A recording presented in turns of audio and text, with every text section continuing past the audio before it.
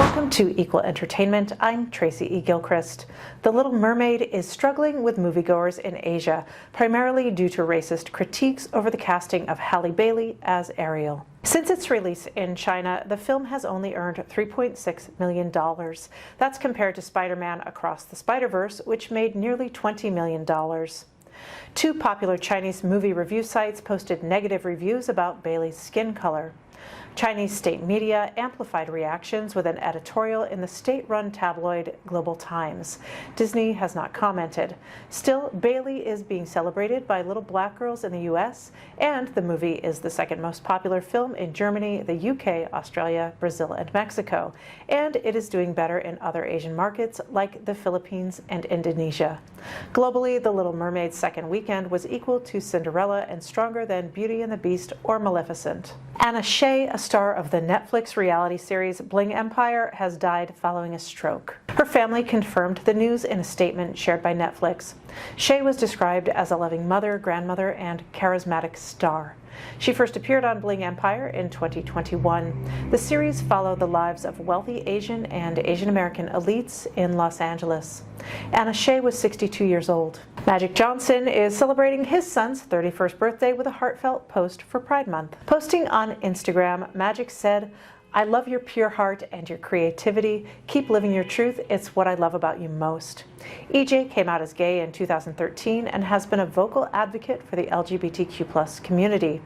In an interview with People magazine, Magic says that he is proud of EJ and how he helps others. Wildlife expert Dan O'Neill is showing the world that many giants still roam among us. He's teaming up with CuriosityStream for the docuseries Giants to unlock the mysteries behind the world's biggest creatures. Dan is one of the few LGBTQ+ faces of wildlife TV. Hi, welcome Dan O'Neill, host of Giants. Thank you for being here with me today. No, thank you so much for having me. I love the channel, so this is really exciting. Oh, good. Well, we're glad you're here. And I really just want to begin by asking you to give a little bit of a background about your experience as a biologist and a conservationist. Yeah, I mean, it started when I was a kid. My dad was quite a lot older than the other dads of people around me. So he didn't connect in the same ways. We used to do maths together and look at science books and computers and not really go out playing football like the other dads. But that was where it really started for me, and I became really interested in biology through that. And then he, when he sort of started to go into kind of retirement time, he took us to me and my brother to Central America, and I saw the jungle for the first time, and that sparked a lifelong interest in getting myself out there. Studied biology at university, zoology, and then had my first trip out to the Amazon, and I worked out there for a number of years as a research biologist. And then that kind of transitioned slightly over the years. I did into video, and I did a master's program with the BBC Natural History Unit in partnership with a university here, and kind of married my two loves of science and filmmaking.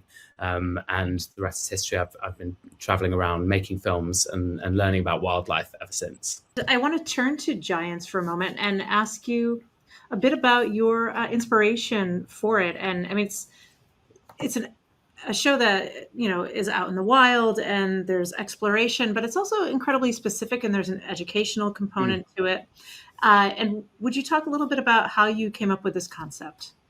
Yeah, I mean, CuriosityStream is an awesome channel. It's a place that's basically the home of information. You go there and you learn something. And it has so many titles, so many incredible documentaries. And I think Giants, what makes it not only set apart there, but set apart in the entire sphere of natural history TV, is that you learn so much. It's so heavy on the information, but it's an expedition. It's really entertaining. And, you know, we circumnavigated the world searching for the biggest animals that have ever lived. One of the funnest things ever, finding which animals to do. And then through finding them, bringing back their extinct, even bigger prehistoric ancestors with CGI. And it was so cool because as a kid, I was obsessed with dinosaurs. I wanted to be a paleontologist. I feel like so many kids, this is like a kid's dream job. And I was living out my childhood dream on this series, but it's so cool watching it back. And because I was in this great big air hangar, acting to these animals that hadn't yet been created through CGI. sometimes a tennis ball being pulled along a figure at the top. And I'm like, wow, this giant elephant. I'm watching it all come together afterwards and seeing this giant 50-foot long snake, the Titanoboa, wrap itself around me, or seeing the Paleoloxodon, this giant, great big extinct elephant relative. It's so cool to see it all in situ, and to see them in the wild. It was honestly, it was like a childhood dream come true. I'm glad you're doing the work, because I don't think I could do some of those creepy crawlies. It's fun. No, you honestly, if you go to the Amazon, have you ever been to the jungle before? I have not. No, I got to get out of California. Well, one day, if you get the opportunity, you should do it, because people are so afraid of the rainforest, and they don't need to be. One of the most peaceful places for me in the world is right in the middle of the Amazon rainforest, because these animals aren't out to get you. And it's just absolutely amazing being surrounded by nature in a way that doesn't feel real anymore. People often say, if you can see it, you can be it. But you're really the first out explorer that I think we've seen in this sort of venue. So you really carved your own path. Would you talk about that for a moment? Yeah, I think, like a lot of LGBT kids, everyone has wonder about nature when we're kids. You go outside, it's a great leveler. Nature doesn't judge you, and beautiful forests don't judge you. The ocean doesn't judge you. And I think it gets to a period of time when you're in your early teens, when you start to realize that you're different. You can start going through puberty, realizing these things about you that are different. And I had that experience where, I grew up wanting to be an explorer. My dad read me books about explorers. I watched nature documentaries on TV, and I just wanted to be like those people. And at school, when I started to come to terms with my sexuality and realized that there weren't any LGBT people on screen, there was not a single person that I deep down knew that I was like me. And I think it's awesome to be able to be that role model, probably for somebody that I didn't have, because it made it hard. I'm such a strong believer that you cannot be what you can't see. And that doesn't mean that you literally can't, because it's happened. Because here you are. Yeah, it just means it's hard to see that path. It's hard some people find it really hard to have a roadmap as where to go unless they can see somebody who's already done it.